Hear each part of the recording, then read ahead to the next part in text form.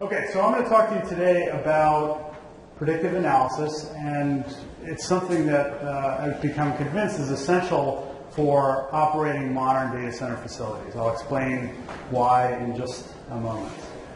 So 20, 30 years ago, people who were designing IT equipment would use crude physical models to try to understand airflow and make sure that those devices would not overheat. And that worked pretty well. They could do a few different examples, and from those experiments they could figure out what the best placement would be for the CPU and the disk drive and the power supply. But it soon became clear that modeling by computer simulation would be a much more efficient way to deal with these kind of problems. And so what ended up happening was the development of different sophisticated tools for doing this kind of airflow modeling, heat modeling, and that led to the ability to do hundreds of different simulations and much better optimize the equipment that you were trying to put out into the world. Now, I'm convinced that we're at a similar stage now with data centers. The computer tools have become sophisticated enough that we are able to model at a very detailed level what's going on in terms of power, in terms of airflow, in terms of other attributes of the facility. But we've got a much more complicated problem. It's as if you had a server that had hundreds of CPUs, hundreds of disk drives, hundreds of power supplies, all of which move around, if not in a random way, at least in a way that's very difficult to predict. So part of the new challenge that we face in dealing with energy use in the data center is the dynamic nature of the system. And in order to understand the system completely and to analyze in a predictive way what will happen if we make certain choices, we need to have this kind of very detailed modeling of every single piece of equipment in the data center. So the business problem that we face is that there's a disconnect between the activities that generate business value, so the IT services, and the fact that the way IT is deployed in these facilities tends to not pay full attention to business value. The decisions are made with other issues and constraints in mind. And so this business value depends on many different things, but the critical issues are not taken into account in business value because you have siloed departments and budgets, you have misplaced incentives, people getting paid in a way that doesn't lead to the best outcome for the company as a whole, and you have, of course, imperfect foresight. At the data center level, the problem is that the facilities are built initially using an estimate of compute capacity and a configuration that is never realized in practice. And these IT deployment decisions over the life of the facility almost never go according to plan. What happens then is lost capacity due to fragmentation of your data center. And that results in what I'll call stranded CapEx. Basically a data center that can't deliver the design amount of computing that you initially wanted it to do. And ultimately that means a higher cost of computing than you would hope to have. So this is a graph that my friends at Future Facilities supplied. In the design deployment, it's like a very simple game of Tetris.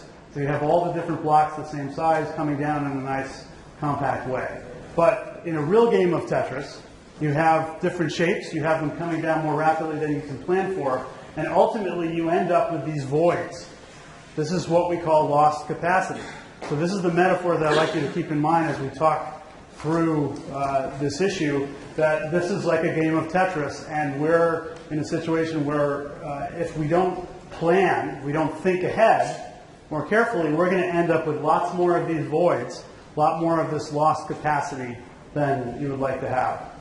So let me start first by talking about models, because that's part of what we need to understand when we're thinking about these issues. So I'll talk about what a model is, how you use them, how you make them.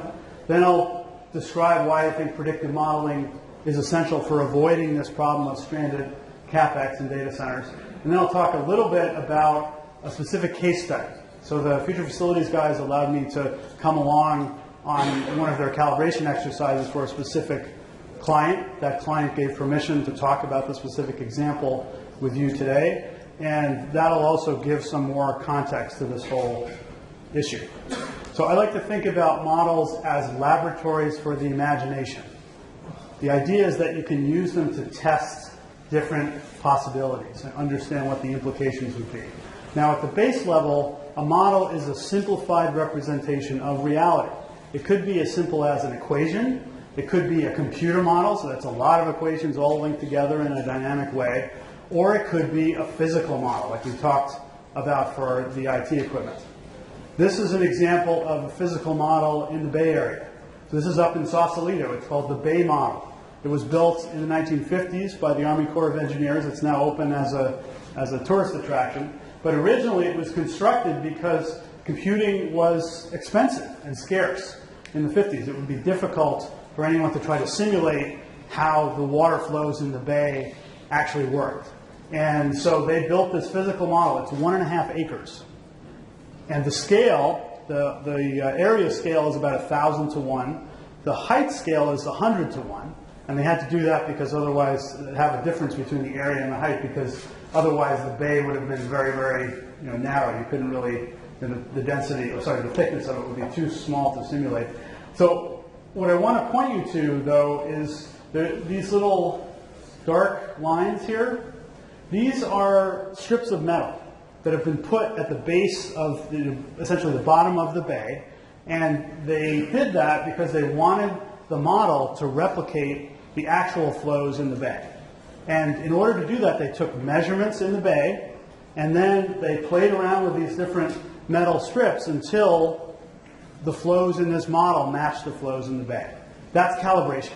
That's an essential part of any model being successful. So in this model, it's 15 minutes is a day. So the tide comes in and out every 7.5 minutes. Okay, so it's important to keep in mind that everyone uses models. Even if you don't think you're using a model, you're using a model. So let's say you have a new data center facility, totally blank slate, just built. You think, oh, I can put my equipment anywhere. No problem. Well, you can. That's great because you have plenty of capacity. Your simple model says it shouldn't matter. But if you do that in a way that's careless, you will end up causing wasted capacity going forward.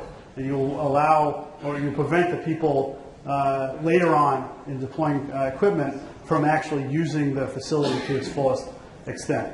So these informal models are intuitive, but they're not necessarily accurate. They often ignore the basic physics and the interdependencies, and these are difficult, complex, dynamic systems that you have to worry about. Intuition is not typically good enough. Typically, these simple models in the data center will ignore the effects of your actions on lost capacity and on business value.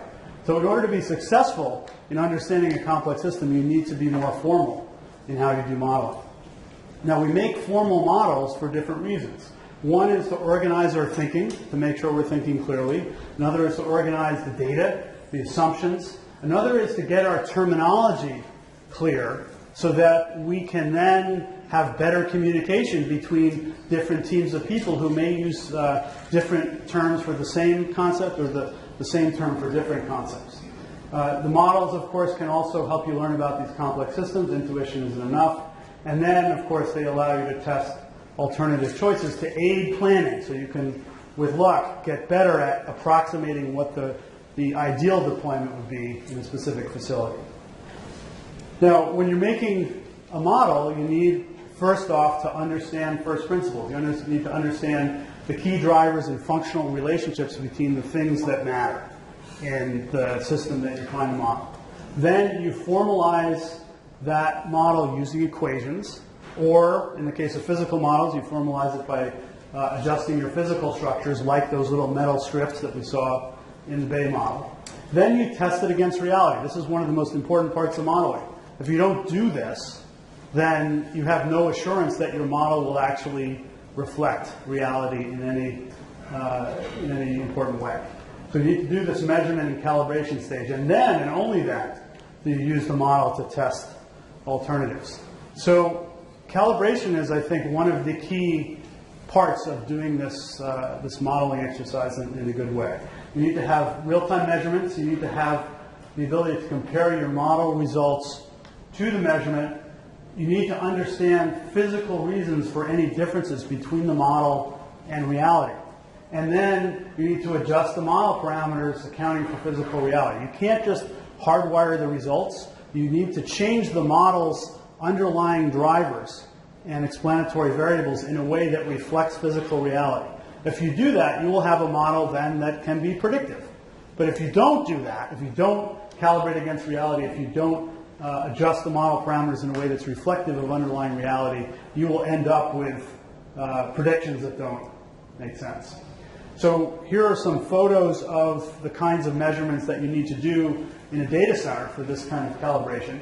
There's an anemometer, there's a bolometer measuring airflow. These devices here are these I-button devices. This is the business part of that device. It's a circular thing. It's part lithium battery, partly temperature, humidity sensor. Collects data over time for a week or two. And these, for the future facilities folks, they stick them on. You can see this little blue thing here. This is that blue sticky clay that you use to stick something on the wall. They use that sticky clay to stick the I buttons in various places. Here, there's one up here. So they'll do this throughout the facility so they get real-time data at many points throughout the facility. Obviously, you can do this with hardwired sensors if you've got them, but this is a way to do it even when you don't have those sensors. But you need to get to this level of detail to do it right.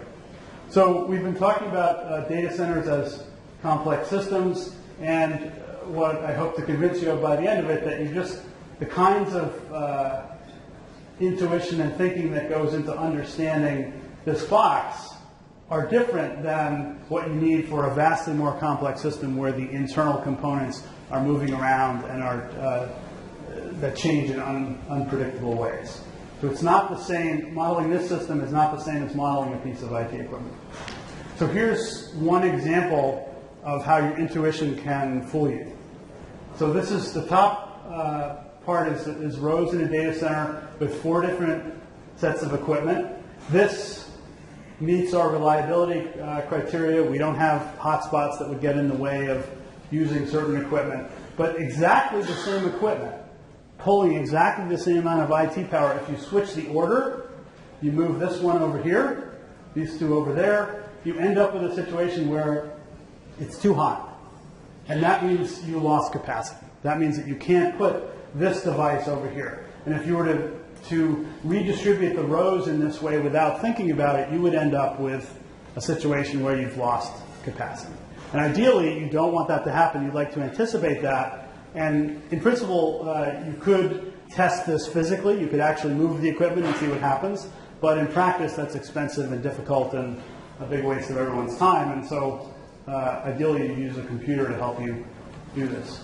So in the data center, there are constraints that are important and binding. The biggest one is reliability. Everyone here knows that. That's job one, to make sure the equipment still works.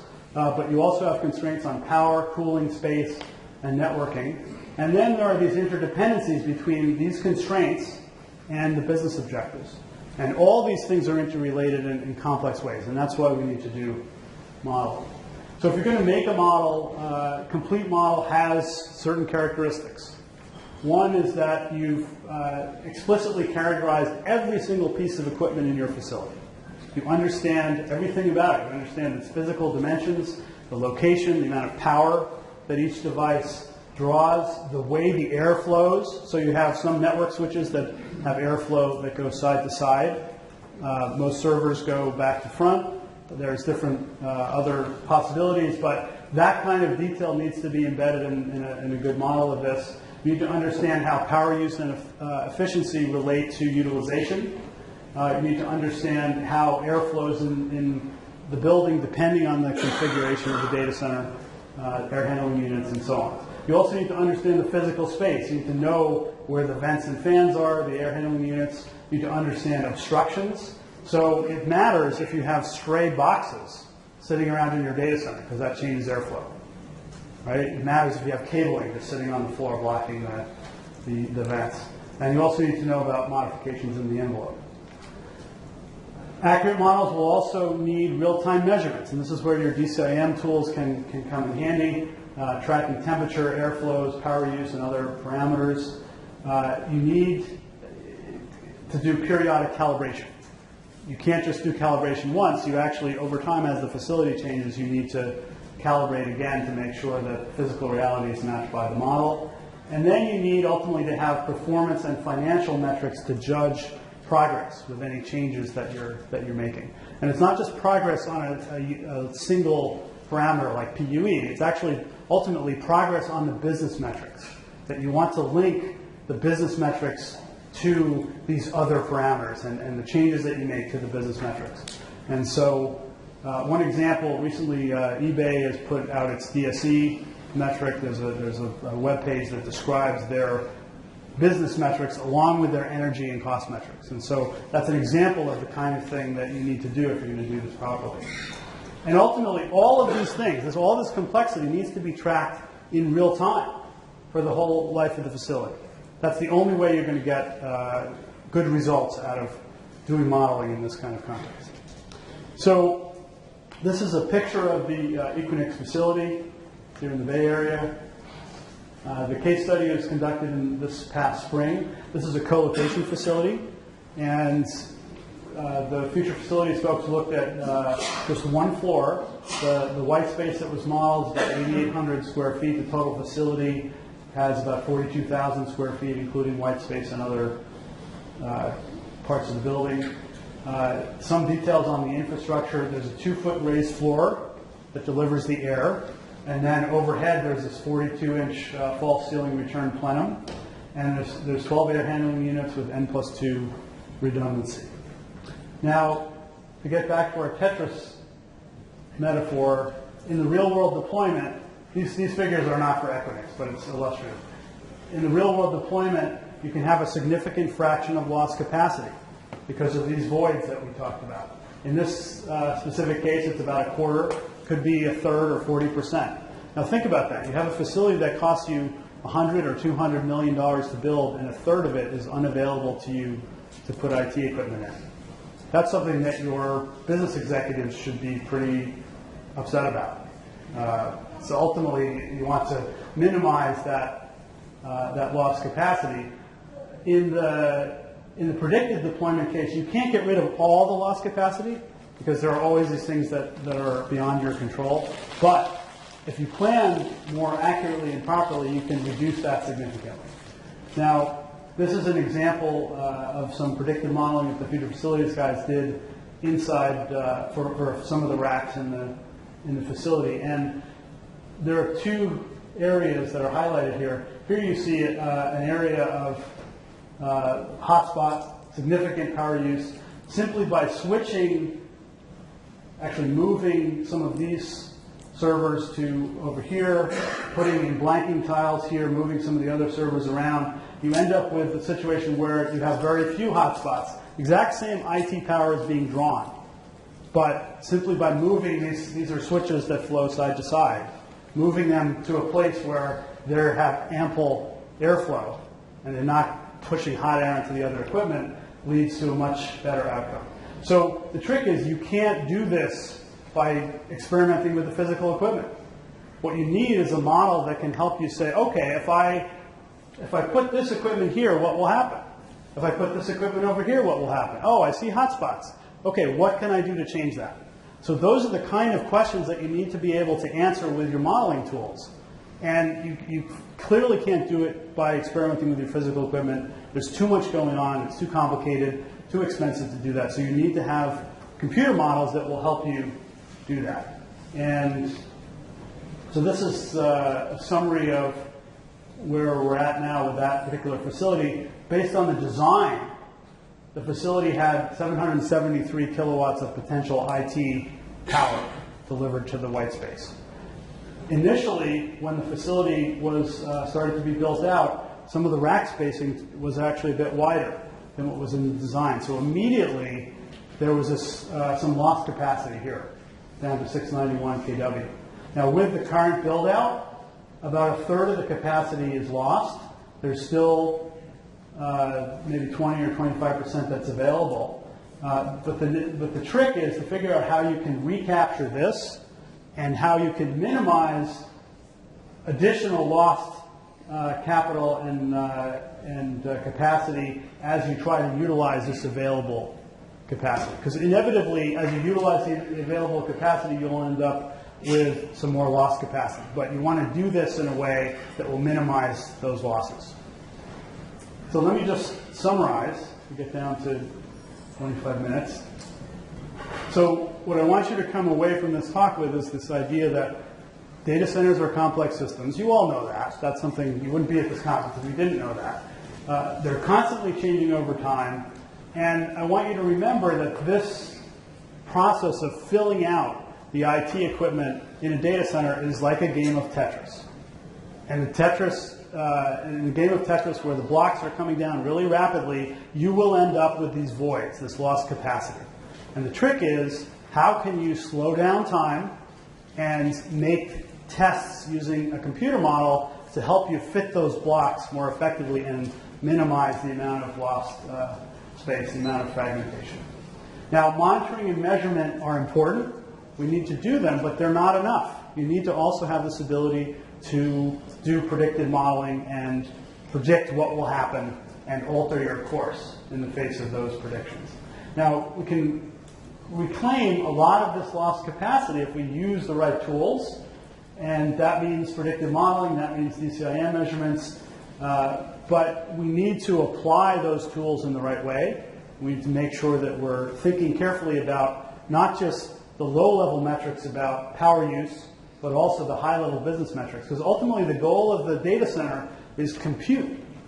You want to think about what will reduce the total cost of doing a computation. That's ultimately your goal. If you're just looking at one part of the system, Henry Levins likes to say that optimizing the parts will pessimize the system.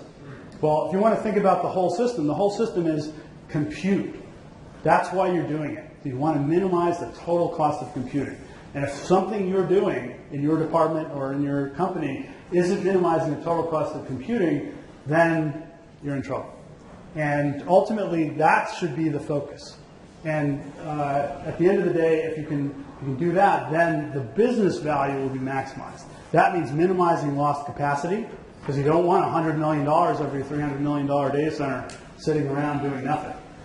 And finally, the last metaphor I'll hit you with, it's like people have a box that's producing computing, and they've got some knobs that they're turning. They're turning energy use, they're turning costs, they're changing airflow, other things like that. But it's like they're doing that without thinking about what the end result should be. And that's something that I think ultimately leads to disaster. So we need to be very careful in being conscious about how we make choices in the data center, and I think the best way to do that is to have predictive modeling that will allow you then to test alternative scenarios and make choices that ultimately lead to a lower cost of computing. So with that, I will be happy to take any questions. So there's a mic for questions, right? You have a... Right here. I don't know if we need it. Yeah. Well, he's recording, so I think we should... I know it's a small room, but... All right, so a couple of issues. Number one, I run co-location data centers, so we don't have visibility all the way up the stack. We only have it up through the facility level. So getting up into the IT space and what is the value of a transaction, we can't see that. Yep. And yet we're the people running the DCIM, et cetera. So there's some divorce from that. Yep. But on the statistics, I really agree with where you're going with this, but I struggle in that, as you said, the model is a bunch of equations in a computer. They're all parameterized. Some of the parameters are fixed, but a bunch of them are the knobs that you turn to calibrate. But there's a lot of ways that these formulas can converge. And so if you calibrate one way and it converges, you predicted the past, but you haven't predicted the future because different changes come in. Just ask the financial industry. They would have a perfect record of trading if they could predict the future, but they can't because the different parameterizations converge in different ways. Okay, so let's, on your last point, let's make a distinction between economic and social systems and physical systems. So the economic and social systems, predicting the financial markets, impossible, I think. And so that's a different example. But I think that if you have good measurements, you're absolutely correct that there are going to be these variations as you create a calibrated model, you make some changes. Some things you won't have gotten right. You have to use this constant process of measurement, calibration, changing the model, and going back and forth. So it's this constant process of matching the model up. But ultimately, if you've done that pretty well from the beginning of the facility, from the design all the way through, then you should be able to make pretty good predictions about what putting 2 kilowatts of this IT equipment in this space should do for you. So it's part of the idea is that it's a process of measurement. And the first point that you made relates to co-location. I totally understand. You guys, your service license agreement goes to the rack. It says we're going to deliver temperature at this level, and then we're going to deliver this much power. But you can potentially offer services to your customers saying, look, you want to avoid hotspots, you want to avoid problems, we're going to help you. Number one, you could have, you could even say, if you use this list of approved equipment that we know has the right kind of airflow, we'll give you a discount. Or if you build a predictive model of just your IT equipment that we can drop into our big predictive model, we'll give you a discount. So there's possibilities for doing this. I understand you're limited by where your responsibility ends, but if you think as part of the bigger system, there's probably ways to get people to do a little bit better than what they're doing inside. Next one. Hey, Jonathan. Hey, Hi. Excellent. Further to that gentleman's point, so in looking at the model, and the models are flexible, so it would speak to the idea, let's say you've got a megawatt capacity data center plan. I'll just go 1,000 square feet, whatever that works out to, per rack. In the real world, people move new equipment in. So, new paradigms change. You got a 20 kilowatt rack. You plan for that. So somewhere along the way, you may say, well, this is no longer a 1,000 square foot data center. It's 800 square feet usable space, right? Or, X, whatever you have to reconfigure. So, you build flexibility into the model, and then, how do you plan from there?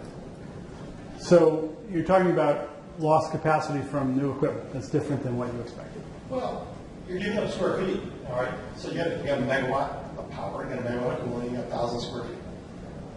You may give up some of that and change your paradigm, but you still have a megawatt of power and a megawatt of cooling.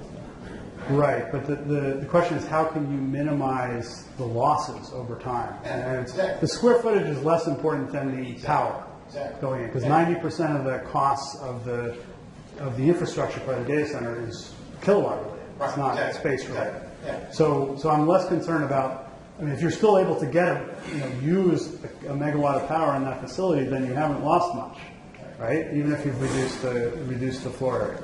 So that's the flexibility thing that you can do. But the focus on power, I think, is the critical thing. And you saw in the graph that I can't go back to because apparently I'll overwrite my speech. That there is actually a loss in the power that's accessible to the IT equipment simply because of the way equipment is deployed. And if you do this properly, you can minimize those losses. You can't eliminate them because there's always these things you can't predict, but you can minimize them. Thank you, Mr. Cooley. Patrick Flynn from IO.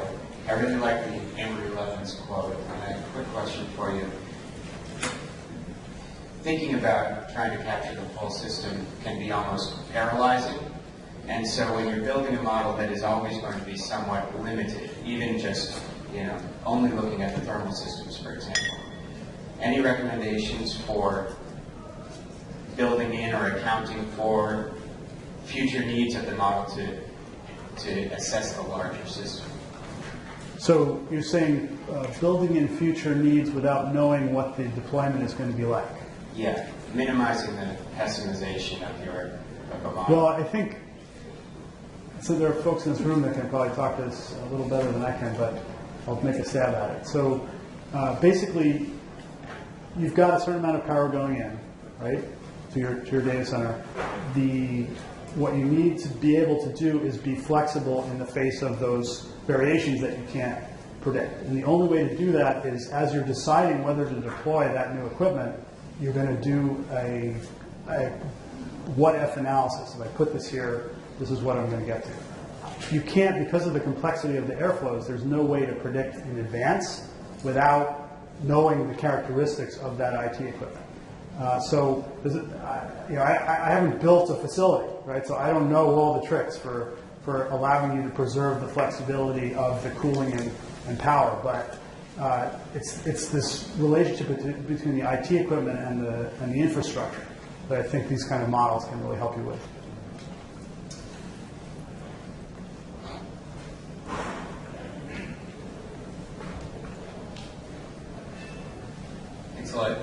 Do you know, is there any work going on in the simulation environment to productize or otherwise share research somewhere between kind of the multi-processor software that's going on today around CFD and large simulations, and then like LBML doing like natural disaster weather event type modeling, or the Googles and Microsofts and Facebooks of the world? And how do we look at providing more inputs to the data source and make more? So I'm not sure I understand your question. So could you? So let me to simplify. Do you see some of the simulation software, especially around CFD and things like that, moving into distributed computing platforms where you can throw a lot more resources at it to solve much more complicated problems? Yeah, I don't see why that shouldn't happen, but it's important to distinguish that this modeling is not just CFD. Right, so you have to have a bunch of other things to make it all work. But yeah, no, I don't see there's no reason why that shouldn't be happening. Some people here may be able to point to examples of where it is happening. But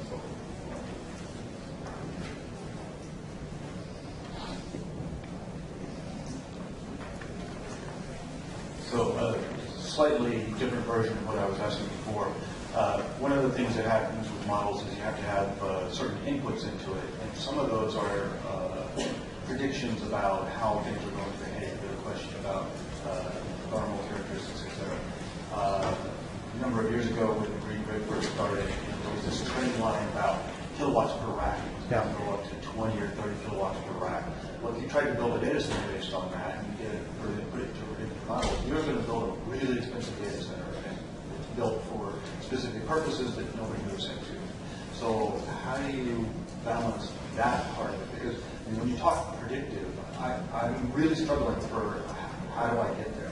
okay, so you're talking about predicting what will happen with IT equipment going forward. I'm talking about taking pieces of known IT equipment that you want to install and predicting what will happen inside your facility that you've made a calibrated model for.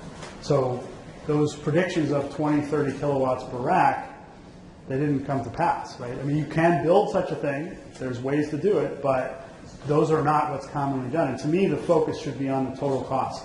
If there's a cost reason, cost per computation reason for building a 20 kilowatt rack, and you can do it more cheaply per computation, then by all means do that. But those extrapolations are often not related to the total costs picture. The very short term of here, this set of IT equipment, it has this characteristics. Here's my data center. I have my model of it. I'm going to pretend I'm going to put this IT equipment in this part of the data center or in that part. Which way will lead to fewer hotspots and less trouble for me? So it's a different. I totally agree with you about the long-term predictions. I'm very skeptical about doing that. The facilities are long-term. The IT is short-term. Right. There's a disconnect there. So I think we have a couple more minutes. Maybe one more question. Last question. Okay. Can we give the mic to this gentleman?